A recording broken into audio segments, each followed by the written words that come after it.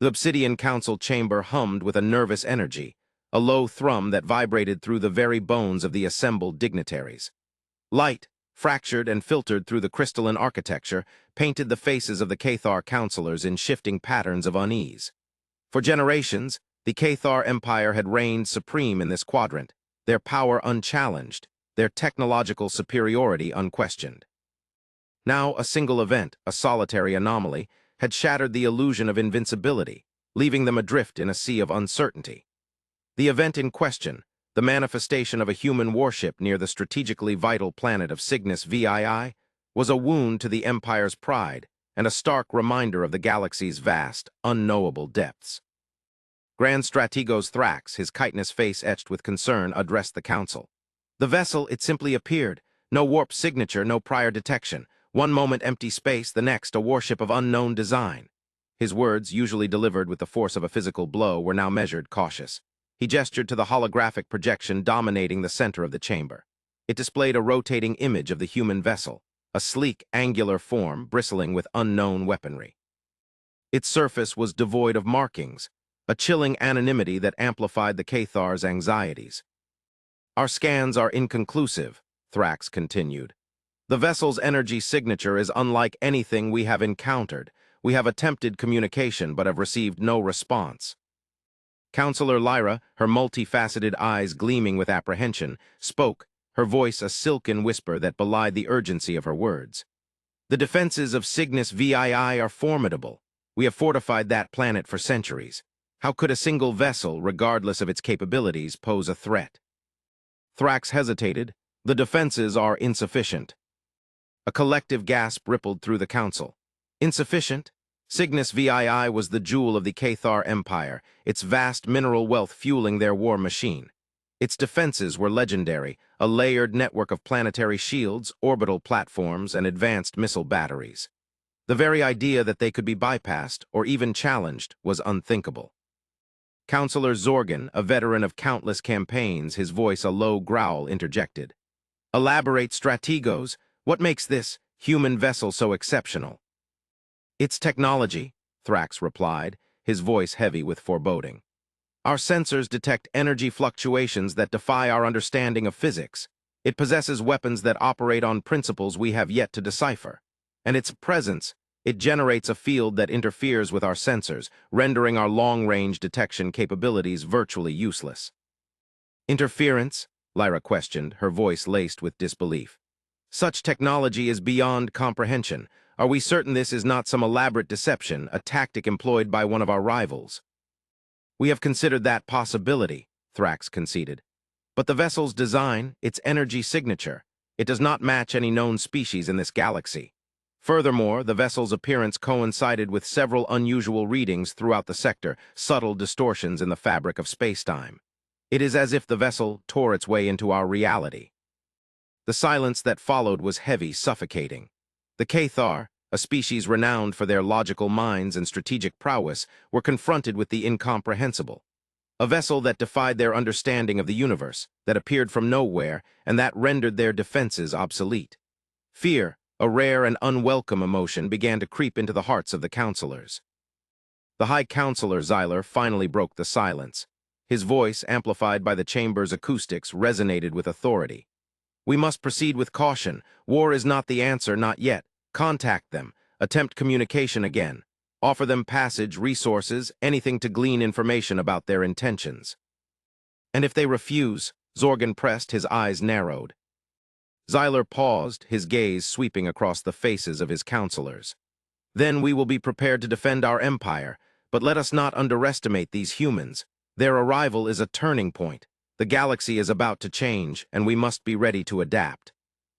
Outside the chamber, in the labyrinthine corridors of the Imperial Citadel, a different kind of fear was brewing.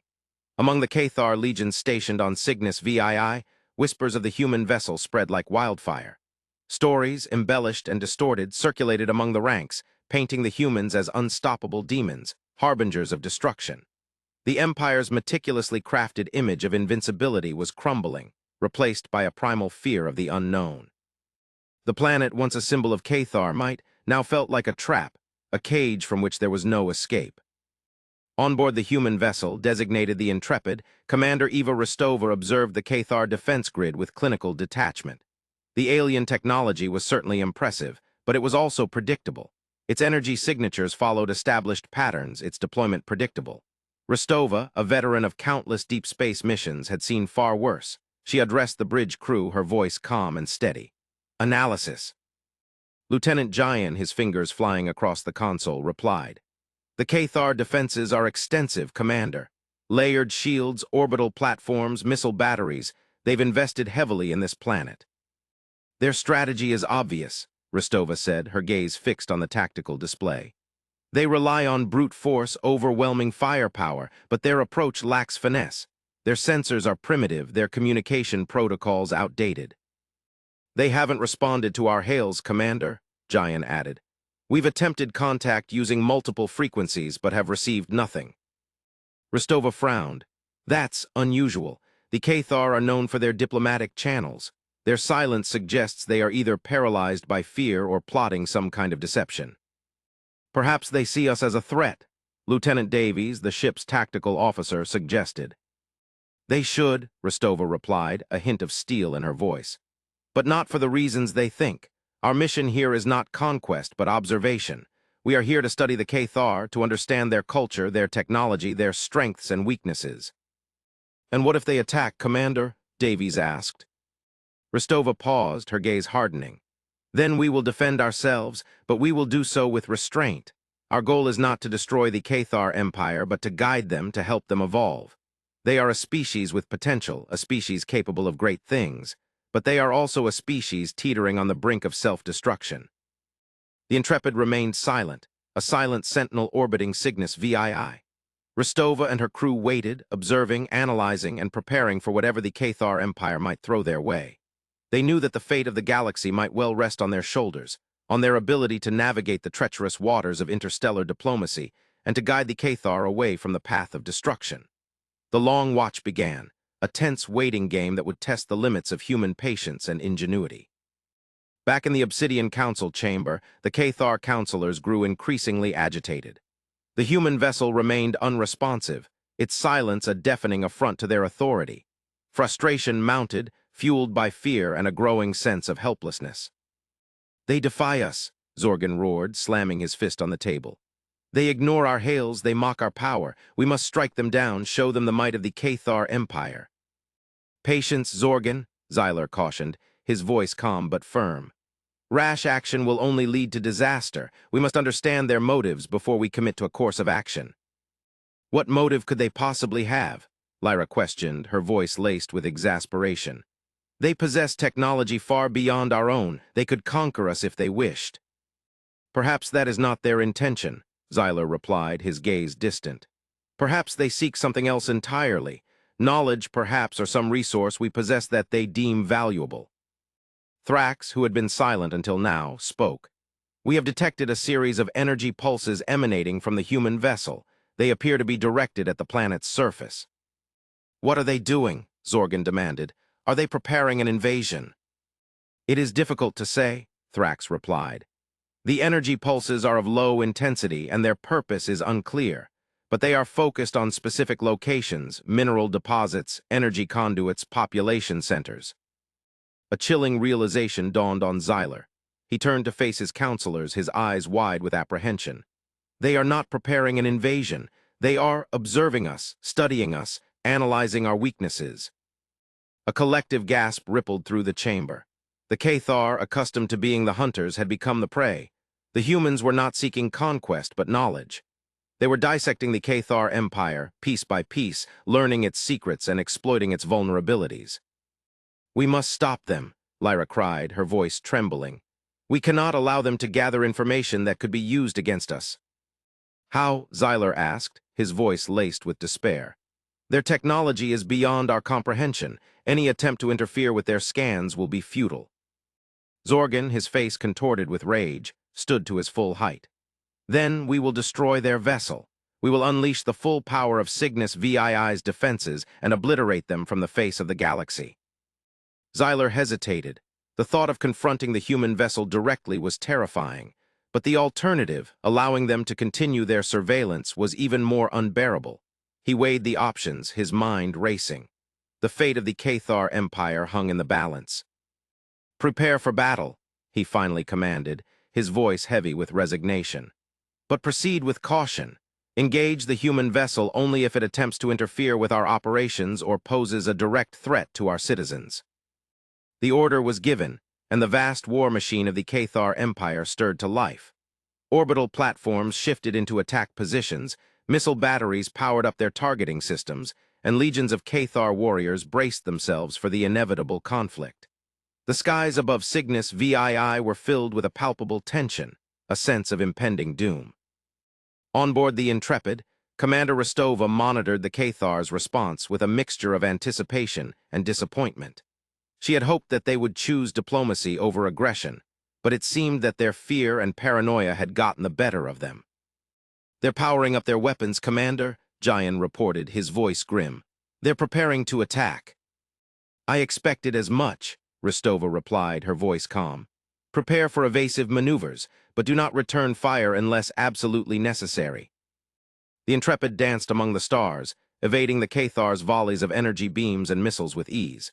Its advanced technology allowed it to anticipate their attacks, to predict their trajectory, and to move with a speed and agility that defied the Cathar's clumsy weaponry.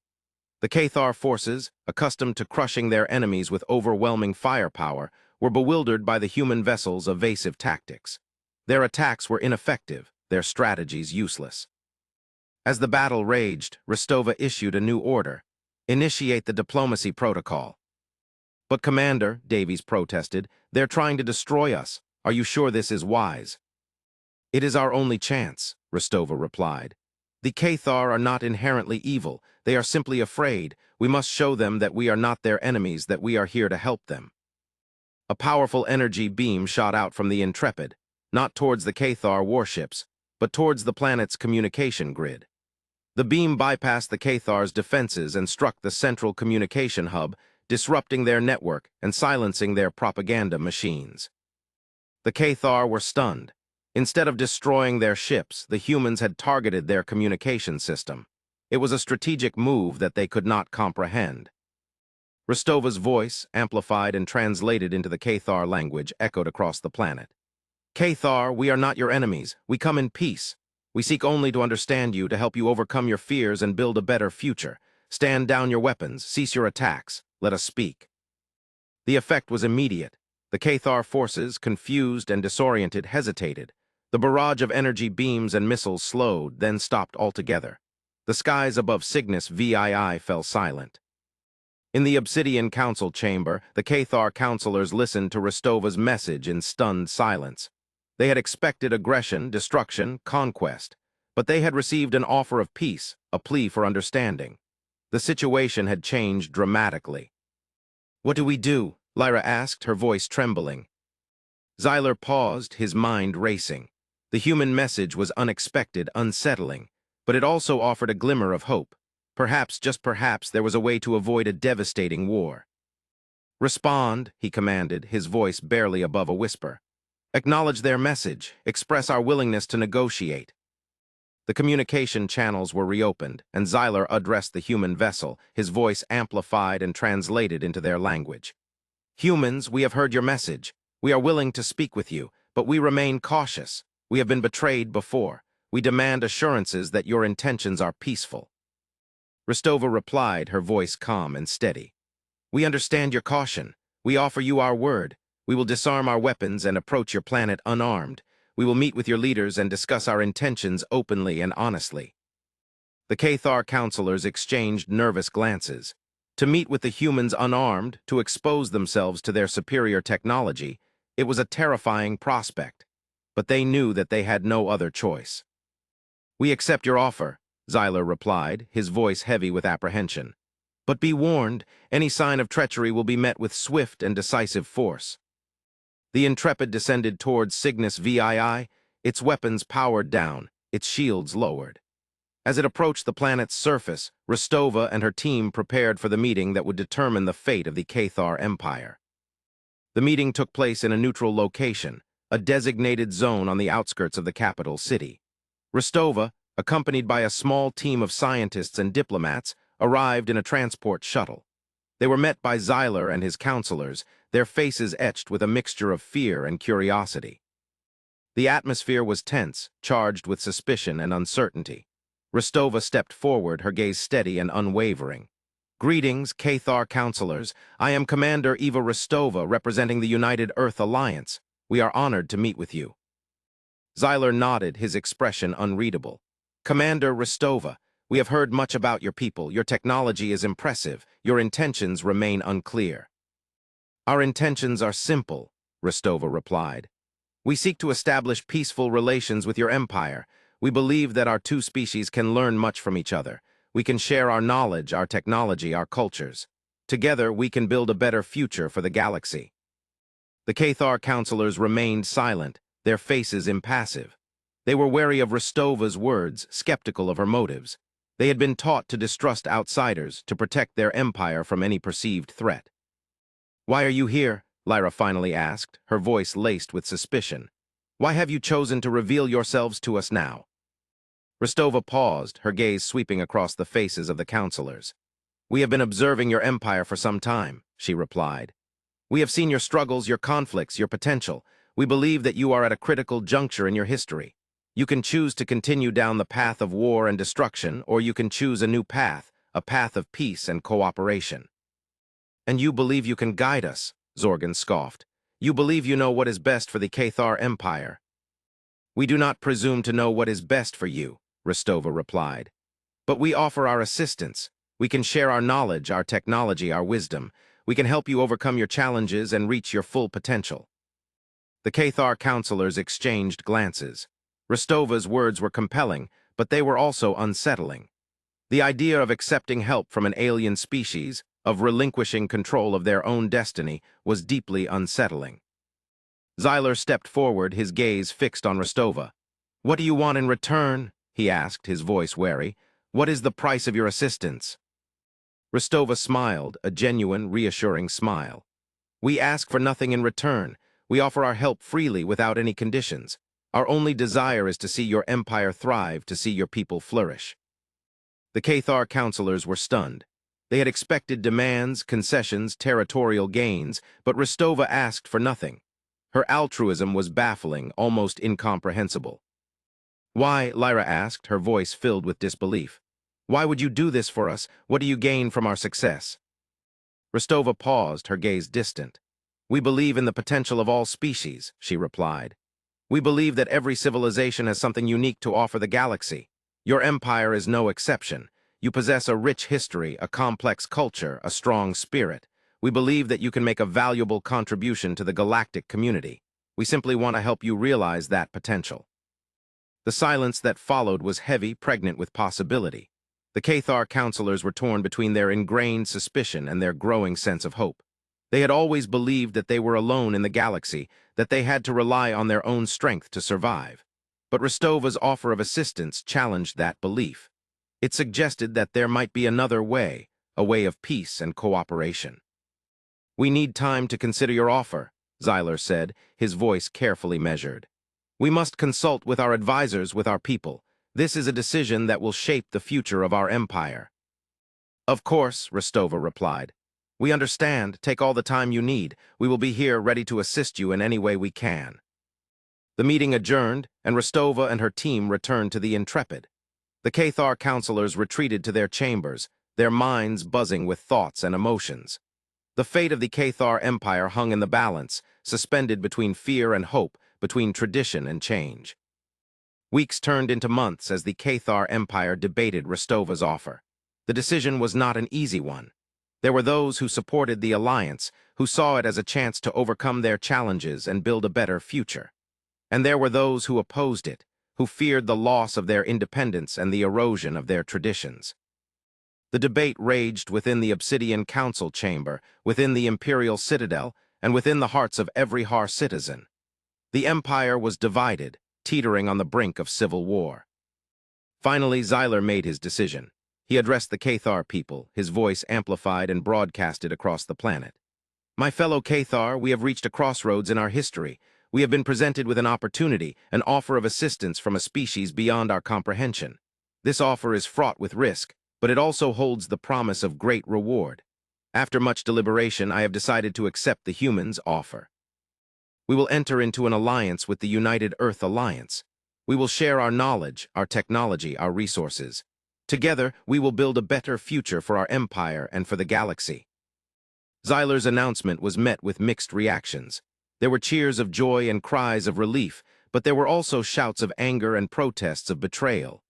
The Cathar Empire was embarking on a new path, a path that would forever alter its destiny.